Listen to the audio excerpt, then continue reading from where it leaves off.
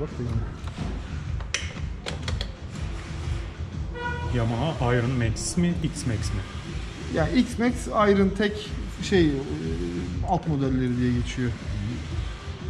Oil check reset yapacağım. Oil'ı yaptık. Şimdi kayış reset yapacağız. Çok parlıyor. Daha az parlayan. Yo, iyi Değil mi? Çek. Tamam. Şimdi buradaki info trip tuşuyla içeri doğru bastırarak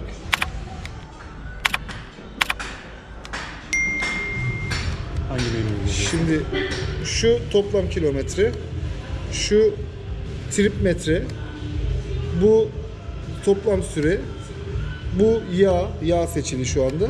Bu da kayış. Kayış menüsüne gelip buraya çek abi.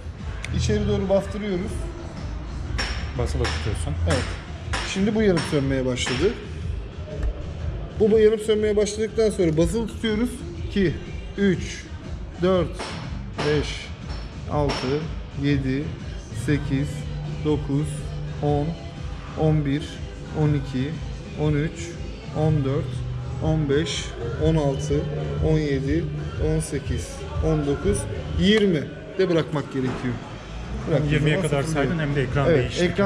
Ekrandaki yanıp sönme hızıyla 20'ye kadar sayıyorsun. Ondan sonra 20 dediğin anda bırakman lazım, yoksa şeyi yapmıyor. Yani 21 olursa sıfırlamıyor, 19 olursa sıfırlamıyor. Şu anda bütün uyarılar gitti, servis uyarıları. X-Max'in kayış check Yeni reset. 2019 model. Kayışı kaçta değiştirdiniz? 20.000'de değişim veriyor. Tamam.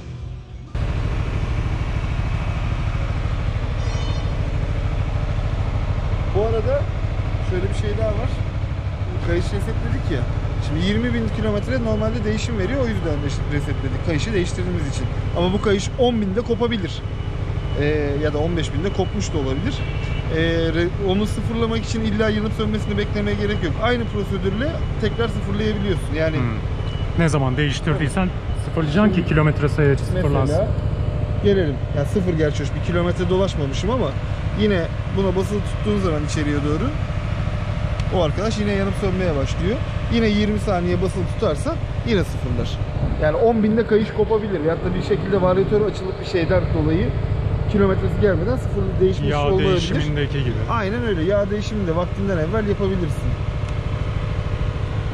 Normalde yanlış hatırlamıyorsam 3000 ya da 3500 neydi bunların yağ değişim periyodu?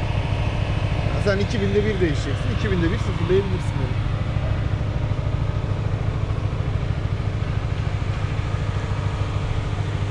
Azalarak gitti. Aydınlatması